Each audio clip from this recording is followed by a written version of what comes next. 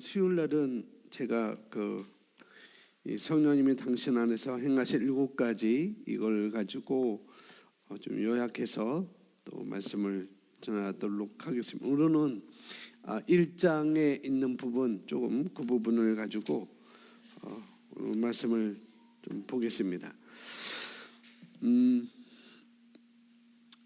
이제 모세가 신명기 30장에 보면은 여기 나오는 건 신명기 30장에 보면은 30장 이후로부터 32장, 33장에 이르기까지 신명기 전체가 그런 거죠. 신명기 전체가 모세가 이제 죽을 날이 다 되어서 이제 가나안 땅 못 들어가고 이제 가나안 땅을 바라보면서 다시 이스라엘 백성들에게 하나님이 행하셨던 일들 여기까지 인도하시고 또 약속의 땅 가나안 땅을 약속하신 그 하나님이 어떤 하나님인가 그러면서 하나님이 주신 그 말씀 율법을 계명을 너희가 잘 지켜야 된다라고 이렇게 말씀을 하면서 오늘 하나님께서 이스라엘 백성들에게 하신 말씀이 32장 30절 말씀을 제가 먼저 써놨는데요. 함께 읽어보겠습니다. 그들의 반석이 그들을 팔지 아니하였고 여호와께서 그들을 내주지 아니하였더라면 어찌 하나가 천을 쫓으며 둘이 만을 도망하게 하였으리요. 아멘. 이스라엘 백성들에게 모세가 하는 말이에요. 어찌 그들의 반석이 이제 그들은 이방인들을 말하고 있거든요. 이방인들 이스라엘 백성들을 괴롭혔던 사람들 그들의 반석이 그들을 팔지 아니하였고 여호와께서 그들을 내주지 아니하였더라면 어찌 하나가 천을 쫓으며 둘이 만을 도망하게 하였으리요 라고 이렇게 하나님께서 모세를 통해서 이스라엘 백성들에게 깨우치는 것입니다. 하나님께서 너희를 적들의 손에 그냥 허락하지 않았다면 어찌 하나가 천을 쫓을 수 있었겠고 둘이 어찌 만을 쫓을 수 있었겠느냐. 이건 하나님께서 그들의 반석의 강함도 아니었고 그건 단지 너희가 믿는다 여호와가 그들의 손에 너희를 허락했기 때문에 이런 일이 일어난 것이다. 그러면서 모세가 이스라엘 백성에게 하나님이 유대하신 것, 하나님이 일하시는 것, 우리가 하나님을 전적으로 신뢰하고 따를 때 하나님은 어떻게 보호하시고 인도하시고 설령 그렇지 못할지라도 지금까지 이렇게 온 것에 대해서 그건 하나님의 은혜였다라고 이렇게 모세가 이스라엘 백성들에게 마지막 죽음을 앞두고 그런 말씀을 하고 있는 것입니다. 어찌 하나가 천을 쫓으며 둘이 만을 도망하게 하였으리요. 그러니까 적들이 이스라엘 백성들을 이렇게 쫓아냈고 도망하게 했다는 것이죠. 그렇게 말을 하고 있는데 오늘날 우리에게는 이런 일들이 일어날 수가 없는 것이죠. 우리가 우리도 그렇고 사단도 그렇고 수천 수만을 쫓아낼 필요가 없고 하지만 우리는 이제는 사명이 있기 때문에 어떻게 해요? 반대로 우리는 수천 수만의 생명을 얻어야 되는 사명을 우리에게 주신 거라는 거죠. 적들에게는 이스라엘 백성들을 수천 수만을 쫓고 도망하게 하는 그런 일을 했지만 이제 신약 시대의 우리 하나님께서 사랑하는 우리에게는 그들을 쫓아내는 것이 아니라 이제는 수천 수만 명을 하나님께로 돌아오게 하는 그런 생명을 얻게 하는 사명을 우리에게 주셨다는 거예요. 적들에게는 쫓는 도망가게 하는 그런 일을 맡겼다면 반대로 오늘 그리스도 안에 있는 우리에게는 쫓아내는 것이 아니라 생명을 얻는 생명을 얻되 더 풍성히 얻을 수 있도록 하는 그런 사명을 우리에게 주셨다. 그런 것을 수천의 생명을 우리가 얻어야 된다. 그런 말씀을 반대로 우리가 볼 수가 있습니다. 그러니까 생명을 얻는 일이 생명을 죽이고 쫓는 일이 아니라 우리에게는 생명을 얻는 일이 바로 우리가 전력을 힘을 다해야 할 그런 사명이라고 이렇게 볼 수가 있습니다. 근데 우리가 볼 것은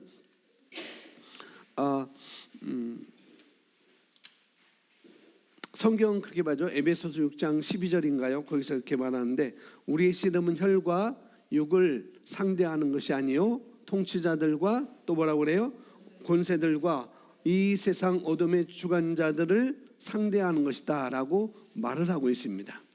그러니까 우리가 하나하나를 볼 때 그냥 이거는 자연적인 거야, 이건 물리적인 거야 라고, 감각적인 거야 라고도 우리가 볼 수 있지만은, 그러나 더 우리가 영적으로 깊이 알아야 될 것은 이것은 어둠의 주관, 세상 주관자들, 통치자들, 권세들, 이것은 마귀 사단이 하는 일이구나라는 것들을 우리가 먼저 알아야 되는 것이고, 또 그것을 우리가 대적을 할 그런 사명이 우리에게 있다는 것입니다. 그러나 우리는 그런 대적이 있지만 통치자들과 군세들이, 이 어둠의 세상 주관자들이 우리를 대적하여 오지만은, 그러나 우리는 이미 승리한 자라는 것, 먼저 거기부터 우리는 출발하는 거죠. 그래서 우리는 한 명이 이제는 한 명이 천을 쫓는 그런, 우리가 쫓겨다니고 도망다니는 그런 인생이 아니고, 그런 사람이 아니고, 이제는 우리 한 명이 1000명을 얻어오는, 2명이 10,000명을 얻어오는 그런 생명을 구할 수 있는 그런 존재로 우리가 살 수 있다는 것이죠. 그래서 우리는 주님으로 말미암아 우리는 승리를 가져올 수가 있습니다. 성령님의 강한 권능으로 우리는 불가능이라는 것은 없다는 것이죠. 그래서 오늘 이 성령님이 당신 안에서 행하시는 7가지라는 이 책에서 첫 번째 일자는 성령님은 누구신가라는 그런 제목을 달고 있습니다. 성령님은 누구신가? 성령님은 강한 권능으로 불가능이 없게 하시는 분입니다. 그래서 우리 삶 가운데 이런 이 불가능을 없게 하는 성령님이신데, 우리 삶 가운데 이 성령님은 우리가 얼마나 신뢰하느냐, 거기에 따라 우리 삶은 달라지는 것이죠. 그래서 첫 번째, 성령님은 우리 하나님께서 천지를 창조하실 때, 하나님께 우주 만물을 창조하실 때 이 성령님이 함께 사역한 것을 성경을 통해서 볼 수가 있습니다. 창세기 1장 1절부터 3절까지는 천지 창조에 대해 나오고, 하나님의 영이, 성령이 수면 위에 운행하시는 장면이 나옵니다. 그래서 땅이 혼돈하고 공허하며 흑암이 깊음 위에 있고, 하나님의 영은, 즉 성령은 수면 위에 운행하시니라 라고 창세기 1장 2절에 말씀하고 있죠. 성령님이 운행하시고, 그 다음에 3절에 하나님이 말씀하시죠.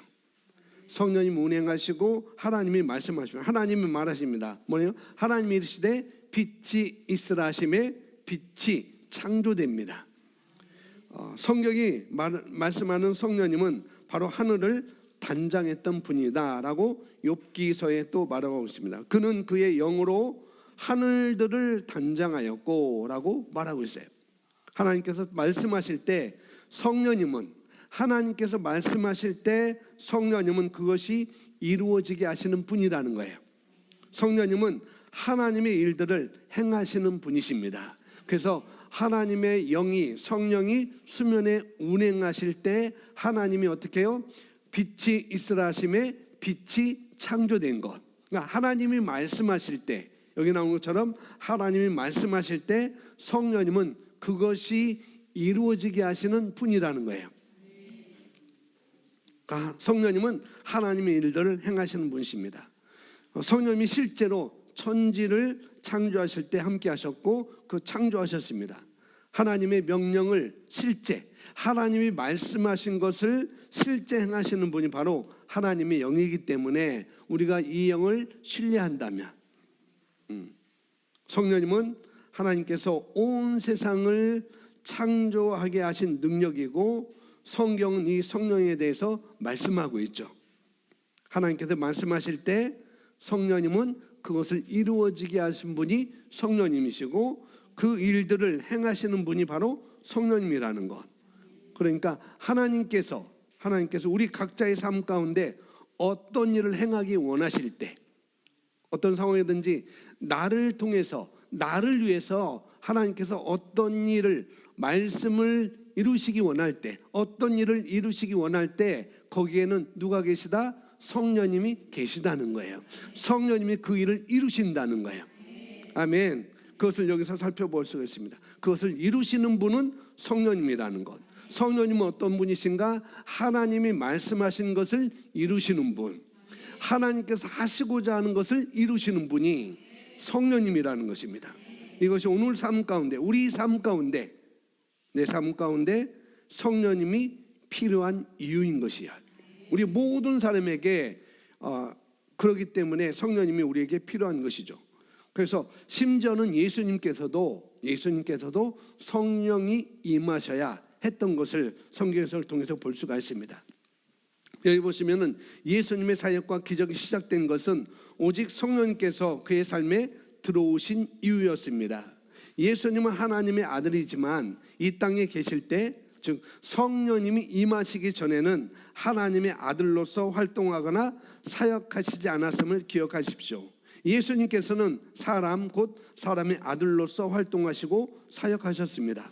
성경은 예수님께서 그의 영광을 버리시고 우리 모두처럼 사람이 되셨고 사람과 같은 모양으로 나타났기 때문에 십자가에서 죽기까지 자신을 낮추시고 순종하셨다고 말합니다. 빌립보서 2장 5절부터 말씀하고 있는데요, 우리가 너무나 잘 아는 말씀, 우리 함께 8절까지 읽어보겠습니다. 너희 안에 이 생각을 품으라. 곧 그리스도 예수 안에 있는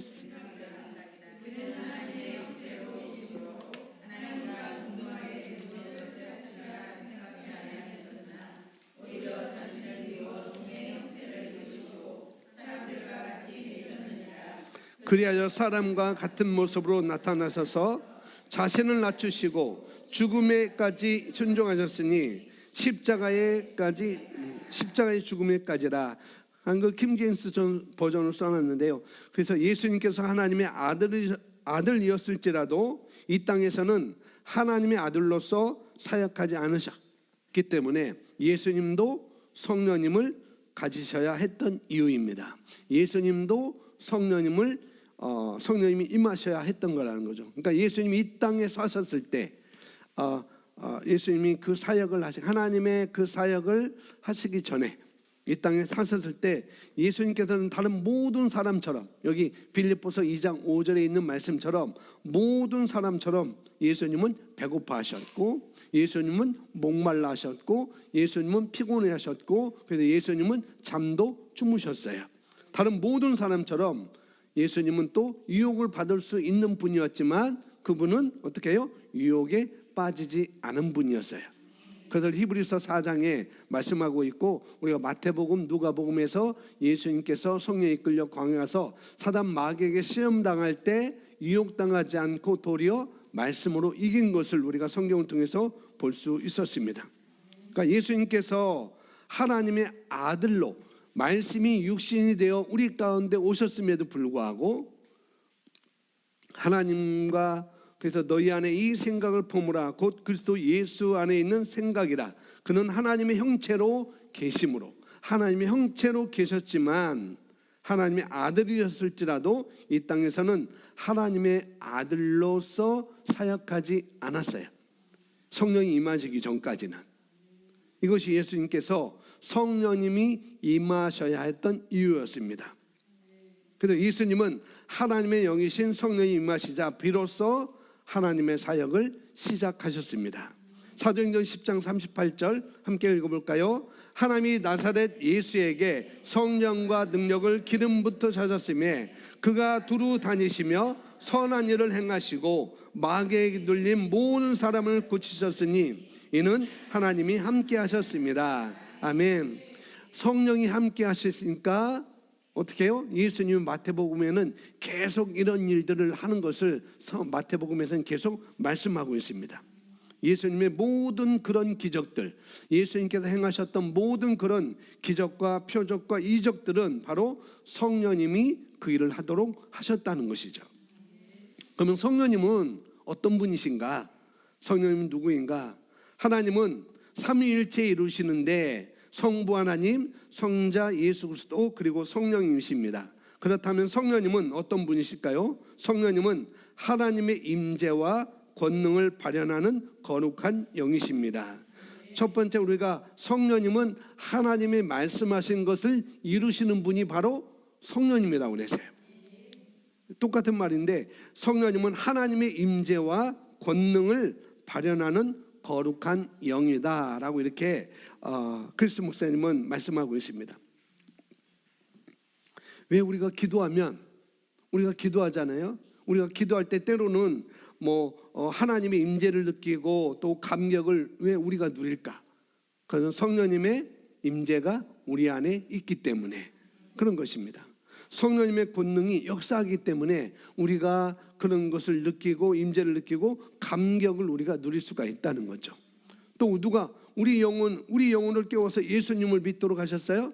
바로 성령님으로 우리가 그 성령님의 역사로 성령님의 감동으로 어떻게 해요? 우리를 예수님을 주라고 고백할 수 있도록 하셨다는 것이죠.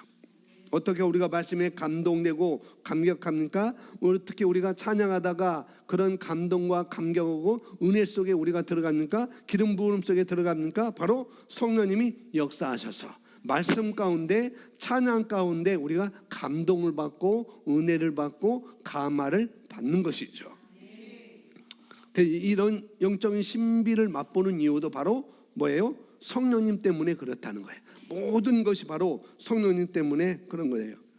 성령님께서 영적인 비밀, 그런 영적인 비밀을 실제로 우리에게 계시하기 때문에 우리는 은혜와 그런 감동과 그런 희열을 어떤 것들을 우리가 체험하기도 하고 계시를 받기도 하는 것이죠. 바로 그 모든 것들이 우리가 기쁨 가운데 있고 우리가 행복 가운데 있고 우리가 감사 가운데 있는 것은 바로 성령님의 역사라는 것입니다. 성령님은 어떤 분이신가? 성령님은 하나님으로부터 발원되어 나오신 분입니다. 하나님의 임재와 권능을 발현하는 거룩한 영이다라고 이렇게 말씀을 하고 있어요. 성경에 어느 날 임신할 수 없었던 사라를 향해서 아브라함과 사라를 향해서 하나님이 말씀하십니다. 사라는 임신이 불가능한 상태였죠. 그걸 우리가 너무나 잘 알고 있습니다. 성경에서 그러니까 가임기가 훨씬 지난, 너무나 지난 고령이라 임신할 수 없었어요. 역시 남편 역시 아브라함 역시 어떻게 해요? 나이가 많았으나 하나님이 말씀하셔요. 가임기도 지났고 남편도 역시 나이가 많아서 아들을 낳을 수 없는 그런 존재였지만은 하나님이 말씀하시죠. 하나님은 내가 아들을 낳을 것이다. 그렇게 말씀합니다. 그래서 그렇게 말씀하실 때 아브라함은 그런 불가능한 상황 속에서 어떻게 해요? 하나님의 말씀을 믿어요. 그래서 여기 로마서 4장 20절에 이렇게 말씀하시죠. 믿음이 없어 하나님의 약속을 의심하지 않고 믿음으로 견고하여져서 하나님께 영광을 돌리며 라고 말하고 있습니다. 아브라함은 자기 아내인 사라가 출산할 수 있는지 전혀 염두에 두지 않았어요. 가임기도 지났지만 그런 것을 염두에 두지 않았습니다. 그러니까 본질적으로 이 두 사람은 임신할 수 있는 그런 아기를 가질 수 없는 상황이었어요. 그러나 아브라함은 하나님을 갈망했고 하나님을 사모했고 하나님의 약속을 믿었습니다. 그 말씀을 굳게 또 붙들었어요.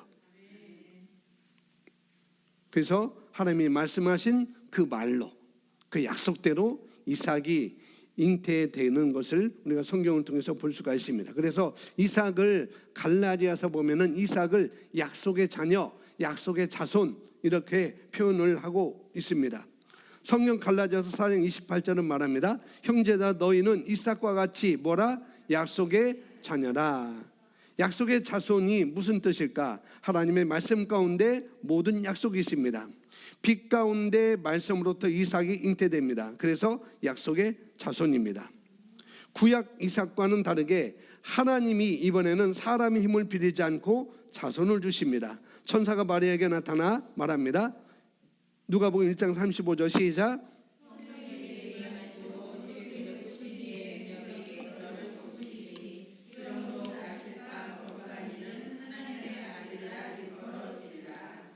아멘.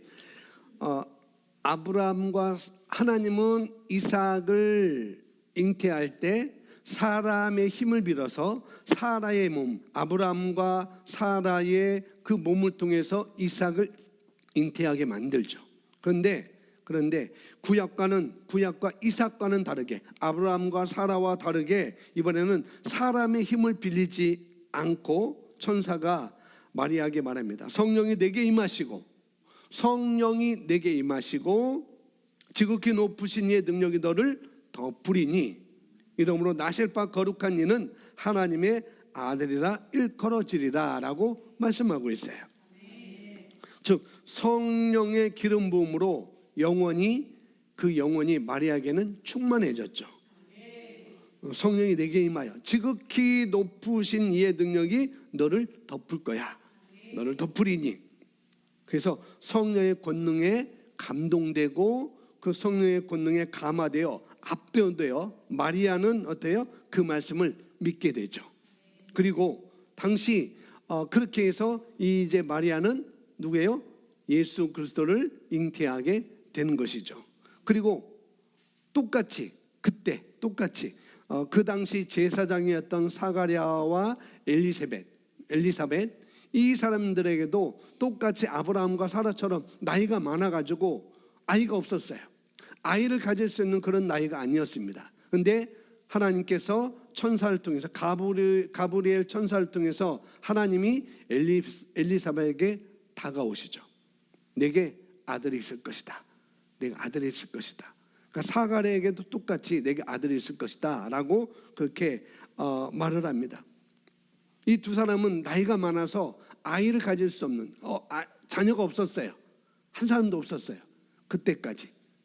근데 이 아이를 가질 수 없었다고 성경은 증거하는데 그런 마리아의 사촌 엘리사벳에게 어떻게 해요? 성령으로 사도 요한이 세례 요한을 어떻게 해요? 잉태하게 만드시죠. 세례 요한이 바로 엘리사벳을 통해서 임신하게 됩니다. 그러니까 1장 35절에 성령이 내게 임하시고 마리아에게도 똑같이 그 다음에 엘리사벳에게도 똑같이 성령이 내게 임하시고 지극히 높으신 이의 능력이 너를 덮으리니. 전혀 어떤 변화가 일어날 수 없는 상황, 인간으로 물리적인 것으로 자연적으로는 도저히 이건 일어날 수 없는 상황, 다 포기를 해야 되고 그냥 살 수밖에 없는 그런 상황인데 성령이 임하니까 내게 임하시고 지극히 높으신 이의 능력이 덮으니까 이 마리아에게도 또 엘리사벳에게도 이제는 사람의 힘을 빌리지 않고 어떻게 해요? 하나님의 성령으로 자식을 하나님의 일을 할 수 있는 그들의 소원을 이루어주는 그런 하나님의 일들을 여기서 볼 수가 있습니다. 그러면서 마리아에게 임했던 성령이 우리에게도 임했습니다. 이건 너무나 기쁜 거 아니겠어요? 이 성령은 하나님께서 말씀하신 것을 이루시는 분이고 하나님께서 행하시는 일을 역사하시는 분이고 하나님의 임재와 그런 권능을 발언하시는 그런 성령님인데 도저히 이룰 수 없는, 도저히 가질 수 없는, 도저히 그것은 내 힘으로는 다 할 수 없는 것들을 하나님은 성령을 통해서 그 일을 하게 된 것을 구약과 신약을 통해서 우리에게 보여줍니다. 마리아에게 성령으로 임했던 그 성령님, 하나님의 영, 엘리사벳에게 임했던 성령님이 오늘날 거듭난 우리에게도 똑같이 임했어요. 우리가 거듭날 당시 이미 성령이 우리 안에 오셨습니다. 그래서 고린도전서 12장 13절에 이렇게 말씀하고 있어요. 다 한 성령으로 침례를 받아 한 몸이 되었고 또 다 한 성령을 마시게 하셨느니라 라고 말씀하고 있습니다. 마리아가 누렸던 그 성령님, 엘리사벳이 누렸던 그 성령님, 그 성령을 우리도 받아 누릴 수 있게 되었어요. 아멘. 성령님께서 이미 우리 영혼에 가득 채워졌습니다. 우리가 거듭날 때 성령님은 이미 우리 안에 들어오셨고 그 성령님은 언제든지 내가 오픈만 하면, 언제든지 내가 내어드리기만 하면 마리아처럼 엘리사벳처럼 그런 상황에도 그 성령님은 역사하시는 분이라는 거예요. 그때니까 마리아에게는 예수님이 필요했으니까, 엘리사벳에게는 예수님의 길을 예비하는 세례 요한, 침례 요한이 필요했으니까 그게 아니라는 거죠. 마리아에게만, 하나님은 예수님만 필요했고 하나님은 침례 요한만 필요했을까? 아니요. 우리도 필요한 존재였습니다. 우리를 통해서, 우리 한 사람을 통해서 천명의 생명을 얻도록 하는 것, 우리 두 사람을 통해서 10,000명의 생명을 얻도록 하는 그 사명을 우리에게 주시고자 그 일을 우리가 할 수 있도록 성령님은 우리에게 오셨다는 것이죠. 아멘. 그 성령님이 이미 우리 영 안에 채워졌습니다. 우리가 거듭날 때 성령이 우리 안에 오셨습니다. 그래서 성경은 우리가 하나님의 성전이 되었다라고 말씀하고 있죠. 거룩하신 분, 그분이 우리 안에 거할 수 있도록 하나님의 영이, 성령이 우리 영으로 충만하게 채우실 뿐만 아니라 우리 영 안에서, 우리 몸 안에서 동거하는 것이 바로 뭐예요? 하나님의 계획이었어요. 하나님의 신은 창세기, 하나님의 신은 수면에 운행하신 그런 하나님이었고, 그 하나님의 영이, 하나님이 말씀하시자 창조의 그 일을 이루셨습니다. 근데 그분은 밖에 계신 분이 아니라 이제 우리 안에 와 계신 분이라는 거예요. 충만으로 와 계십니다. 그것을 쉽게 말하면 동거하고 있다는 거예요. 동거하고. 하나님 그렇게 계획하셨어요. 그래서 우리 몸은, 저와 여러분의 몸은 하나님이 거하시는, 곧 살아있는 예배당인 것입니다. 성전이라고 할 수 있고 예배당이라고 할 수 있어요. 우리가 영접만 하면, 사람들이 영접만 하면 성령님은 오시게 되어 있습니다. 아멘. 오셔서 어떻게 하냐? 함께 동거하시는 분인 거예요. 한 몸으로서 또 한 성령을 마신 그분이 우리 안에 들어오시게 된 것이죠. 그래서 고린도전서 12장에 다 한 성령으로 침례를 받아 한 몸이 되었고 또 다 한 성령을 마시게 하셨느니라 라고 말씀하고 있습니다. 당신이 성령님을 가지고 있고 성령으로 하여금 당신의 삶을 맡게 하신다면 상황이 어떻든지와 상관없이 성령님께서는 그 상황을 선으로 바꾸실 것입니다. 성령님이 당신의 가족과 당신의 사업과 당신의 건강을 접수하신다면 당신이 어떤 공경에 체험하고 있든 무엇이 잘못되었든 상관없이 당신은 힘에서 힘으로, 은혜에서 은혜로, 믿음에서 믿음으로, 성공에서 성공으로, 위대함에서 위대함으로 나가기 시작할 것입니다. 성령님께서 당신의 삶을 접수하시면 당신의 몸에서 모든 질병을 쫓아내실 것입니다. 성령님께서는 잘못된 모든 것을 올바르게 하실 것입니다. 아멘. 성령을 받은 모든 영혼마다 충만하게 역사하시는 분이 바로 성령님이셔요. 성령님은 이렇게 역사하십니다. 마지막 우리가 6줄 마지막 그 읽은 것처럼 우리가 우리의 모든 것을 성령님이 족수하신다면 충분히 그렇게 역사하시는 분이 바로 성령입니다. 바로 우리 각각의 우리 심령에서, 우리 각자의 심령에서 마음에서 충만하게 역사하시는 분이 바로 하나님이시고 성령님이시고 말씀이시라는 거죠. 성령님은 각 영혼을 충만하게 채우시는 분이 바로 성령님이셔요.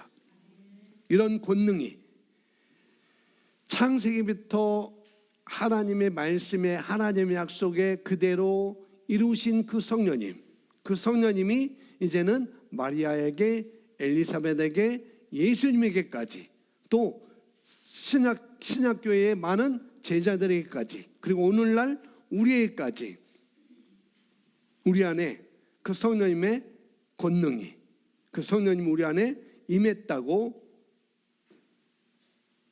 늘 우리가 인식한다면, 그분이 임했지. 마리아에게 그렇게 도저히 할 수 없는 거예요. 도저히 일어날 수 없고 사람들은 그걸 믿지 못하기 때문에 거짓말이다, 이상하다, 요셉의 아들이다라고 이렇게 말하는 사람들. 그러나 성령이 아니고는 그것을 믿을 수가 없는 것이죠. 예수님께서 누가복음 4장 17절부터 18절에 그래서 성령이 임하시니까 내가 이제는 이런 일을 하게 될 것이고 이 성령이 말한 이 성령이 오늘 너희 귀에 응하였느니라 라고 말씀하고 계십니다. 그분이 우리에게 오셨어요. 우리에게 임했고 우리 안에 와 계십니다. 마리아에게 일하셨던 그 성령님, 그 다음에 엘리사벳에게 일하셨던 그 성령님, 예수님에게 일하셨던 오셨던 그 성령님, 그분이 똑같이 다른 분이 아니고 똑같은 분이 오늘 저와 여러분, 거듭난 저와 여러분 안에 오셨다는 사실. 그럼 우리가 어떤 사람은 변모할까? 그분이 우리 안에 오셨는데 우리는 어떤 사람은 변모할까?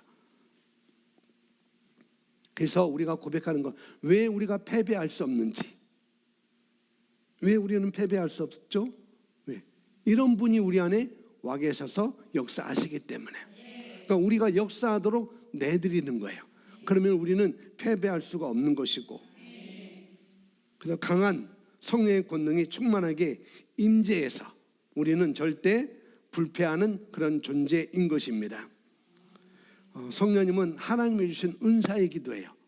선물이라는 거죠. 하나님의 자비이시기도 하고, 그래서 헬라어로는 이 성령님을 카리스마라고 이렇게 또 말하고, 은혜, 은사, 카리스마라고 이렇게 얘기하는데, 신적인 잡으로 성령님은 하나님의 선물로 저와 여러분에게 주셨습니다. 우리는 선물로 받았어요. 그렇기 때문에 우리도 그 성령님을 의지하면 우리도 그런 것들을 우리가 우리 삶 가운데 누릴 수가 있게 되었습니다. 아멘. 마리아에게, 엘리사벳에게, 예수님에게, 심지어 예수님에게도, 하나님의 아들이신 그 예수님에게도, 말씀이 육신이 되어 오신 그 예수님에게도, 그리고 무지하고 두려웠고 떨었던, 도망가고 배신했던 그런 제자들에게도 성령님이 오시니까 이제는 어떻게 해요? 사도행전 2장에 보면 베드로가 담대히 예수에 대해서 가르치고, 그렇게 해서 많은 사람들이 구원을 얻고 3,000명이 생명을 얻게 되는 것. 한 사람으로 말미암아. 처음에는 어떻게 해요? 한 사람이 1,000명을 쫓아냈고, 적들이 이스라엘 백성들을 1,000명을 쫓아냈는데, 이제는 예수 그리스도로 인하여서 성령님이 오신 그 한 사람을 통해서 3,000명이 생명을 얻는 그런 일을 하게 된 것, 바로 성령을 통해서 그런 일이 이루어진다는 것이죠. 예수님에게만 그 성령의, 예수님에게 임한 그 성령의 권능, 그 성령의 역사를 우리가 함께 누릴 수 있습니다. 그래서 성령님의 역사는, 성령님의 사역은 실제라는 거예요. 그때만이 아니고 지금 우리 현장에서도 실제로 일어나는 것입니다. 그래서 우리가 이것을 배우게 되는 것이고 인식하는 것이고 우리도 그것으로 풀어내는 것이죠. 예수님도 가르쳤기 때문에 우리도 배울 수 있습니다. 배우고 우리도 또한 가르칠 수 있는 그런 존재가 되었다는 것이죠. 아멘. 그래서 우리가 성장을 해야 되는 것이고, 그래서 우리는 계속 자라나야 되는 것입니다. 우리가 성장할 때 할 일과 하지 않아야 될 일을 우리가 부모로서 우리 자녀에게 가르치잖아요. 어렸을 때는 잘 모르지만은, 그래서 아이가 자라면서 어떻게 해요? 이건 해야 되는 거야, 이건 하면 안 되는 거야 라고 우리가 아이들한테 가르치고, 또 우리도 부모로부터 그걸 배웠고, 또 우리도 자녀에게 그걸 가르쳐서 우리 자녀들도 그걸 부모로부터 배우게 되는 것이죠. 그래서 우리가 성장은 부모로부터 그렇게 배우게 되고 변화되고 바꿔나가는 것이죠. 그러니까 영적인 성장은 다른 게 아니라 그것은 교회가 담당하는 것입니다. 우리가 다 교회잖아요. 우리 교회가 담당하는 것입니다. 그 교회에서 우리가 모임을 통해서, 믿음의 교제를 통해서 영적 성장을 이루는 일을 매우 중요하다는 거예요. 그런 믿음의 교제를 통해서. 그래서 교회를 불신해서 교회에 속하지 않는 사람도 있을 수 있어요. 이런 사람들은 어떻게 보면 마치 자라는 과정에 이 사람이 자라는 동안 저녁만 되면 떠도는 아이와 같은 것입니다. 그러니까 교회를 불신해가지고 교회를 불신해서 교회에 속하지 않는 사람은 마치 어떤 사람인가, 자라는 동안 저녁만 먹고 어떻게 해요? 밤에는 떠도는 아이와 같다는 거예요. 그러니까 밤마다 다른 집에 가서 오늘 여기서 자도 되는지 묻는 것과 똑같은 것입니다. 믿음 안에, 교제 안에 우리가 속하지 않은 것은 그런 것 같다는 거죠. 만약에 여러분 자녀가 여러분 집에서 저녁만 먹고 어떻게 해요? 이제는 매일 밤마다 다른 집에 가서 여기서 자도 되냐고, 여기서 자도 되냐고, 여기서 자도 되냐고 그렇게 떠도는 자녀가 있다면 여러분 어떻게 생각하세요? 어떻게 생각하세요? 그건 있을 수 없는 것이죠. 그건 잘못된 태도인 것입니다. 아이가 그렇게 떠돌며 떠돌아다니며 지낸다고 생각해 보세요.